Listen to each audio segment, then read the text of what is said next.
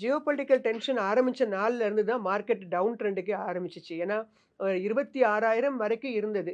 இவரு ட்ரம்ப் பதவி ஏற்கறதுக்கு முன்னாடி நம்மளுடைய நிஃப்டி 26,500 அப்படிங்கிற இடத்துல இருந்தது.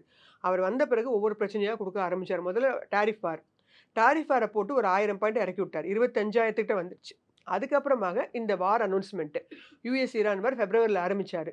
அதுக்கப்புறம் எங்கேயோ கொஞ்சம் நிப்பாட்டிருக்காரு. இன்னைக்கு 23,000ங்கிற இடத்துக்கு வந்திருக்கு. ஏன்னா இன்னுமே போர் நிறுத்தம் பண்ணல. இது கன்டின்யூ ஆயிட்டே தான் இருக்குது. அதனால இது வந்து க்ரூட் ஆயில்ல ஒரு பெரிய தாக்கம். க்ரூட் ஆயில் மற்றும் எல்பிஜி கேஸ்ல எல்லாம் பெரிய தாக்கம். க்ரூட் ஆயில்ல பெரிய தாக்கம் வந்துட்டாலே அது டைரக்ட்டா இன்ஃப்ளேஷன பாதிக்கும். ஸோ அதனால இந்த ஜியோபொலிட்டிக்கல் டென்ஷனால தான் மார்க்கெட் வந்து இந்த அளவு இறங்கியிருக்கு அப்படின்னு நம்ம உறுதிட்டு சொல்லலாம். அதோடு சேர்த்து க்ரூட் ஆயிலுடைய பிரைஸ் மூவ்மெண்ட். அதுவும் பயங்கரமா உங்களுக்கு டாலரே பார்த்தீங்கன்னா 100 தாண்டிருச்சு. இந்த மாரிலாம் போனது அப்படின்னா நமக்கு ரொம்ப கஷ்டம். தற்போது ஒரு கூல் ஆஃப் நிலைக்கு வந்துட்டு இருக்குது. ஆனா இந்த கண்டிஷனால தான் மார்க்கெட் வந்து இந்த அளவு இறங்குது.